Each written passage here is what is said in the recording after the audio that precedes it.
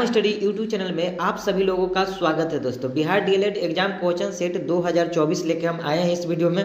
तो शुरू से अंत तक अगर आप इस वीडियो में बने रहें तो आपको काफ़ी महत्वपूर्ण साबित होने वाला है। और यह जो प्रश्न लिए गए हैं रुक्मणी प्रकाशन का जो बुक आई है, जो इसमें 20 सेट दिए गए हैं, उसी का सेट 3 है दोस्तों। तो आप लोग शुरू से अंत तक इस वीडियो में बने रहिए। चलिए इस सेक्शन में हम साइंस के सारे प्रश्नों को सॉल्व करेंगे। तो आइए शुरुआत करते हैं दोस्तों। पहला जो प्रश्न है आप लोग देख सकते हैं स्क्रीन पर। पहला जो प्रश्न है दोस्तों 46 है। निम्नलिखित में से कौन सा एक जीवाणु जनित रोग है? कंठमाला, खसरा, छोटी चेचक, डिप्थीरिया। तो इसका राइट आंसर है दोस्तों diphtheria. Diphtheria is the right answer. याद रखिएगा, जबकि कंठमाला जो रोग है दोस्तों और छोटी चेचक और खसरा ये सारे विषाणु जनित है। कंठमाला भी विषाणु के कारण, खसरा और छोटी चेचक ये सारे विषाणु के कारण होने वाले रोग है, आप लोग याद रखिएगा। चलिए अगले प्रश्न की ओर आते हैं।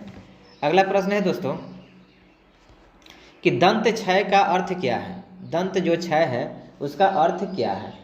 दांतों का सफ़ेद होना, दांतों की सूजन, दांतों का सड़ना या दांतों में भोजन के कणों का चिपक जाना। तो इसका राइट आंसर है दोस्तों ऑप्शन नंबर सी, दांतों का सड़ना दंत क्षय का कारण है। याद रखिएगा, जीवाणु के कारण दांतों में छिद्र हो जाता है। जो जीवाणु होते हैं उनके कारण दांतों में छिद्र हो जाता है, जिससे अवस्थी क्षय या डेंटल कैरलेस कहा जाता है। दांतों के प्रकार, अगर दांतों के प्रकार की बात किया जाए दोस्तों तो दांत 4 प्रकार के होते हैं। इंसाइजर, केनाइन, प्रीमोलर और मोलर, ये 4 प्रकार के दांत पाए जाते हैं। चलिए अगले प्रश्न की ओर आते हैं। अगला प्रश्न है दोस्तों 48 है। उपलब्धि बल निर्भर करता है तरल की गहराई पर, विस्थापित तरल के केवल घनत्व पर, विस्थापित तरल के केवल आयतन पर, विस्थापित तरल के भार पर। तो इसका राइट आंसर है दोस्तों विस्थापित तरल के भार पर आपका उत्प्लावी बल कार्य करता है। याद रखिएगा, देखिए वस्तु के द्वारा हटाए गए द्रव का जो भार होता है वो उत्प्लावन बल माइनस वस्तु के भार के बराबर होता है। ये बात आप लोग याद रखिएगा। चलिए अगले प्रश्न की ओर आते हैं। अगला प्रश्न है दोस्तों 49 कि पानी के 4 डिग्री सेल्सियस पर शरीर तैरता है और यदि तापमान 100 डिग्री सेल्सियस हो जाए तो शरीर डूब जाएगा या कोई परिवर्तन नहीं होगा, या कुछ अधिक भाग पानी में डूबेगा या अधिक आसानी से तैरेगा। तो इसका राइट आंसर है दोस्तों ऑप्शन नंबर ए, शरीर डूब जाएगा। आप लोग जानते हैं कि 4 डिग्री जो सेल्सियस होता है उस पर पानी का घनत्व तो सबसे ज़्यादा होता है, इसलिए शरीर तैरता है। बाकी जो 100 डिग्री सेंटीग्रेड होता है तो इसका घनत्व कम हो जाता है, जिसके कारण शरीर क्या हो जाता है दोस्तों डूब जाता है। और घनत्व बराबर जो फार्मूला होता है याद रखिएगा, द्रव्यमान बटा आयतन होता है। ये भी आप लोग याद रखिएगा, जिसका मात्रक होता है केजी पर मीटर क्यूब। चलिए अगले प्रश्न की ओर आते हैं। अगला प्रश्न है दोस्तों कि BHC का पूरा नाम क्या है? तो BHC का जो पूरा नाम है दोस्तों वो आपका ऑप्शन सी, बेंजीन हेक्साक्लोराइड। क्या कहा जाता है? Benzene hexachloride. और इसका सामान्य रासायनिक सूत्र की अगर बात किया जाए तो C6H6Cl6 होता है दोस्तों, याद रखिएगा। इससे गामा हेक्सोक्लोरोसाइक्लोहेक्सेन अथवा गैमेक्सिन के नाम से भी जाना जाता है। यह एक ऑर्गोक्लोरीन रसायन है जिसे कीटनाशक के रूप में प्रयोग किया जाता है। इसे लिंडन भी कहा जाता है। इसे क्या कहा जाता है? लिंडेन भी कहा जाता है दोस्तों, याद रखिएगा लिंडेन। चलिए अगले प्रश्न की ओर आते हैं। अगला प्रश्न है आपका 51 लेड स्टोरेज बैटरी में किस अम्ल का प्रयोग होता है? सल्फ्यूरिक अम्ल, नाइट्रिक अम्ल, फास्फोरिक अम्ल कि इनमें से कोई नहीं? इसका राइट आंसर है दोस्तों आपका ऑप्शन नंबर ए, सल्फ्यूरिक अम्ल। सल्फ्यूरिक अम्ल की अगर बात किया जाए तो इसका रासायनिक सूत्र H2SO4 होता है दोस्तों, और इसका उपयोग पेट्रोलियम शोधन में भी किया जाता है। सल्फ्यूरिक अम्ल को वाइल ऑफ विट्रोल भी कहा जाता है, याद रखिएगा। चलिए अगले प्रश्न की ओर आते हैं। अगला प्रश्न है दोस्तों, कीड़े सांस लेते हैं फेफड़े से, त्वचा से, गलफरा से या ट्रैकिया से? इसका राइट आंसर है दोस्तों ऑप्शन नंबर डी, ट्रैकिया से। कीड़े के फेफड़े नहीं होते हैं और न ही अपने परिसंचरण तंत्र के माध्यम से ऑक्सीजन परिवहन कर सकता है दोस्तों कीड़े। केचुआ त्वचा द्वारा श्वसन करता है। अगर केचुआ की बात किया जाए तो वह त्वचा द्वारा श्वसन करता है। कॉकरोच आपका ट्रेकिया द्वारा श्वसन करता है दोस्तों। ये भी बातें आप याद रखिएगा। मेढक जबकि पानी में रहता है तब बाह्य गिल्ल से श्वसन करता है और मेढक जब सतह पर रहता है तो फेफड़ा के द्वारा श्वसन करता है, याद रखिएगा। चलिए अगले प्रश्न की ओर आते हैं। अगला जो प्रश्न है दोस्तों देख सकते हैं स्क्रीन पर 53 जो प्रश्न है कि गर्म करने से विस्तार होता है, केवल ठोस पदार्थों में होता है, पदार्थ का भार बढ़ा देता है, पदार्थ का घनत्व घटा देता है, सभी द्रवों और ठोस पदार्थों में समान दर से होता है। इसका राइट आंसर है दोस्तों ऑप्शन नंबर सी, पदार्थ का घनत्व घटा देता है। गर्म करने से पदार्थ का जो घनत्व है वो क्या हो जाता है, घट जाता है दोस्तों।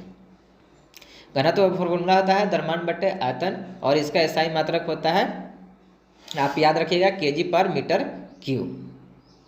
चलिए अगले प्रश्न की ओर आते हैं। अगला प्रश्न है 54। इसमें कह रहा है कि निम्नलिखित में से किसकी कोशिका में कोई एंजाइम नहीं होता है, लाइकेन, विषाणु, जीवाणु, शैवाल। तो इसका राइट आंसर है दोस्तों विषाणु, वायरस। वायरस में कोई एंजाइम नहीं होता है। वायरस का जो खोज किए थे एक रूसी वैज्ञानिक इवान वस्की ने किया था, याद रखिएगा। लाइकेन, जीवाणु और शैवाल में कोशिका भित्ति भी पाई जाती है, बाकी विषाणु में कोई कोशिका भित्ति नहीं पाई जाती है, इसका अभाव होता है। विषाणु में सिर्फ आपका एक प्रोटीन तथा न्यूक्लियोक अम्ल होता है जो कोशिका भित्ति की तरह ही क्या करता है, काम करता है दोस्तों। और विषाणु की कोशिका भित्ति में एंजाइम नहीं होता है, ये बातें आप याद रखिएगा।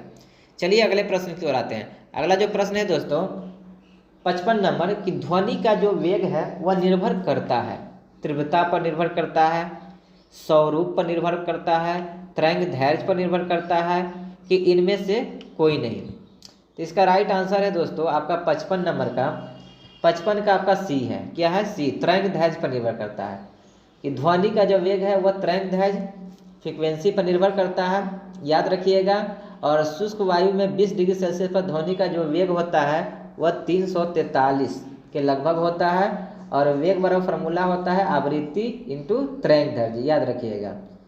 तरंग एक ध्वनि का यांत्रिक तरंग है, याद रखिएगा। चलिए अगले प्रश्न की ओर आते हैं। अगला प्रश्न है दोस्तों 56 है। निम्नलिखित में से कौन सी जीवधारियों के वर्गीकरण की मूल इकाई है, वंश, गण, जाति या कुल। तो इसका राइट आंसर है दोस्तों आपका ऑप्शन नंबर सी, जाति। जाति जो है जीवधारियों का वर्गीकरण का मूल इकाई होता है। प्राणी वर्गीकरण का अगर पदानुक्रम कहा जाए तो सबसे पहले संघ आता है, उसके बाद वर्ग आता है, उसके बाद गण आता है, उसके बाद कुल आता है, उसके बाद वंश और प्रजाति आता है दोस्तों, याद रखिएगा। वर्गीकरण का सबसे बड़ा भाग जगत कहलाता है। क्या कहलाता है, जगत। जगत सबसे बड़ा भाग कहलाता है दोस्तों, याद रखिएगा। चलिए अगले प्रश्न की ओर आते हैं।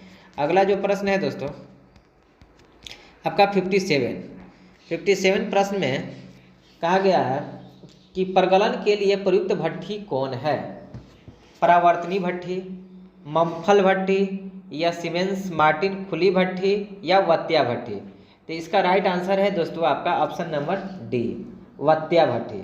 प्रगलन के लिए सबसे अगर उपयुक्त मानी जाती है तो वत्या भट्ठी मानी जाती है। प्रगलन एक प्रक्रिया है दोस्तों जिसमें अयस्क के उपापचयक पदार्थ मिलाकर इसे उच्च ताप पर गर्म किया जाता है, जिससे अशुद्धियाँ क्या हो जाती है, दूर हो जाती है दोस्तों। चलिए अगले प्रश्न की ओर आते हैं। अगला प्रश्न है 58 नंबर प्रश्न में कह रहा है दोस्तों कि कार्बनिक यौगिक का मुख्य स्रोत है कोल तार, पेट्रोलियम, कोल तार तथा पेट्रोलियम या इनमें से कोई नहीं। इसका राइट आंसर है दोस्तों ऑप्शन नंबर सी, कोल तार तथा पेट्रोलियम जो आपको कार्बनिक यौगिक के मुख्य स्रोत है। पृथ्वी पर सर्वाधिक कार्बनिक यौगिक में सेलुलोज पाया जाता है, ये भी बात आप लोग याद रखिएगा। कार्बन तथा हाइड्रोजन से बने जो यौगिक होते हैं उन्हें हाइड्रोकार्बन भी कहते हैं, ये भी बातें आप लोग याद रखिएगा। चलिए अगले प्रश्न की ओर आते हैं। अगला प्रश्न है दोस्तों आपका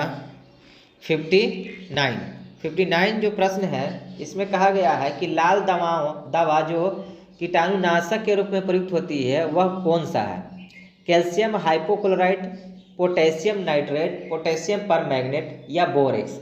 इसका राइट आंसर है दोस्तों option number C, potassium permanganate, जो लाल दवा है जो कीटाणुनाशक के रूप में प्रयोग किया जाता है। और इसका रासायनिक सूत्र की बात किया जाए तो KMnO4, यह ऑक्सीकारक के रूप में उपयोगी होता है दोस्तों, याद रखिएगा। चलिए अगले प्रश्न की ओर आते हैं। अगला प्रश्न है दोस्तों कि बोर-बरी के सिद्धांत के अनुसार किस तत्व के परमाणु की अंतिम कक्षा में महत्तम इलेक्ट्रॉनों की संख्या क्या होगी? 1 होगी, 8 होगी, 6 होगी या 4 होगी? तो इसका राइट आंसर है दोस्तों ऑप्शन नंबर बी, 8 होगी। किसी भी तत्व के परमाणु के अंतिम कक्षा में महत्तम मैक्सिमम इलेक्ट्रॉनों की जो संख्या है दोस्तों वह 8 ही रह सकता है। बोर-बेरी के सिद्धांत के अनुसार ये बात कही गई थी। चलिए अगले प्रश्न की ओर आते हैं। अगला जो प्रश्न है दोस्तों 61, कौन सा विटामिन हमारी आंखों और त्वचा को स्वस्थ रखता है? Vitamin D, vitamin A, vitamin B, vitamin E. तो इसका राइट आंसर है दोस्तों आपका विटामिन ए। विटामिन ए की कमी से आप लोग जानते हैं कि रतौंधी नामक बीमारी होती है। और विटामिन ए का अगर रासायनिक नाम अगर बात कहा जाए तो इसे रेटिनॉल कहा जाता है। विटामिन ए वसा में घुलनशील होता है दोस्तों, ये भी बातें आप लोग याद रखिएगा। चलिए अगले प्रश्न की ओर आते हैं। अगला प्रश्न है दोस्तों, दाब का एसआई मात्रक क्या है? क्या दाब का एसआई मात्रक क्या है? किलोग्राम वर्ग centimetre, kilogram centi, kilogram millimetre या उपयुक्त में से कोई नहीं? तो इसका राइट आंसर है दोस्तों उपयुक्त में से कोई नहीं।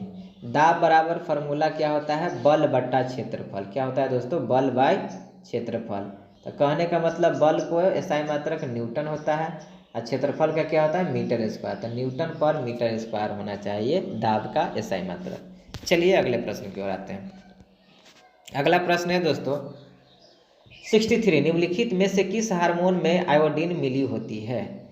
किस में आयोडीन मिली होती है? टेस्टोस्टेरोन, एड्रीनलिन या थायरोक्सिन या इंसुलिन? तो इसका राइट आंसर है दोस्तों option number C, thyroxine. Thyroxine में आयोडीन मिली होती है। अगर आयोडीन की बात किया जाए तो आयोडीन की कमी से आपका थायराइड ग्रंथि में थायरोक्सिन कम स्रावित होने के कारण आपको हाइपोथायराइडिज्म की बीमारी हो जाती है, जिसे घेंघा रोग कहा जाता है। आयोडीन की कमी से कौन सा रोग होता है? घेंघा नामक रोग भी हो जाता है दोस्तों, याद रखिएगा। चलिए अगले प्रश्न की ओर आते हैं। अगला जो प्रश्न है 64 है कि जब किसी समतल दर्पण पर आभासी प्रकाश किरण पुंज आपतित होता है तो परावर्तन के बाद दर्पण द्वारा बना प्रतिबिंब होता है वास्तविक तथा दर्पण के आगे काल्पनिक तथा दर्पण के पीछे उल्टा तथा वास्तविक, उल्टा तथा काल्पनिक। तो इसका राइट आंसर है दोस्तों ऑप्शन नंबर बी, काल्पनिक तथा दर्पण के पीछे बनता है समतल दर्पण में। समतल दर्पण में जो भी प्रतिबिंब बनता है वो सारे के सारे काल्पनिक ही होते हैं, ये बातें आप लोग याद रखिएगा। और समतल दर्पण में जो प्रतिबिंब बनता है उसमें पार्श्व परिवर्तन या विस्थापन देखने को मिलता है, बायां का दायां और दायां का बायां, ये आप लोग देख सकते हैं। चलिए अगले प्रश्न की ओर आते हैं। अगला प्रश्न है दोस्तों 65 कि निम्नलिखित अभिक्रियाओं के संबंध में कौन से सत्य हैं? CaCO3 जब अभिक्रिया करती है या टूटती है तो एक कैल्शियम ऑक्साइड और कार्बन डाइऑक्साइड में टूटती है। नाइट्रोजन प्लस हाइड्रोजन मिलते हैं तो ये नाइट्रेट बनाते हैं। तो एक कौन सी अभिक्रिया? तो इसमें बी और सी दोनों ही सत्य है, माने ऑप्शन नंबर आपका डी ये आपका हो जाएगा दोस्तों, क्योंकि रासायनिक अभिक्रिया 2 समांगी अवस्था में और अभिक्रिया 1 है जो विषमांगी अवस्था में है, और ये दोनों ही क्या है दोस्तों? सत्य हैं। चलिए अगले प्रश्न की ओर आते हैं। अगला प्रश्न है आपका 66 ठगी प्रथा का उन्मूलन। 66 ठगी प्रथा का उन्मूलन किसके नेतृत्व में हुआ था? लॉर्ड क्लाइव, कर्नल स्लीमैन या लॉर्ड मिंटो या अलेक्जेंडर वंश? तो इसका राइट आंसर है दोस्तों option number B, Colonel Sleeman ने ठगी प्रथा का उन्मूलन या खत्म किया था। लॉर्ड विलियम बेंटिंक ने कर्नल स्लीमैन को ठगी के विरुद्ध कार्यवाही करने के लिए नियुक्त किया था और इन्होंने ही ठगी प्रथा को अंत किया था 1830 ईस्वी में दोस्तों, याद रखिएगा। और सती प्रथा का जब अंत हुआ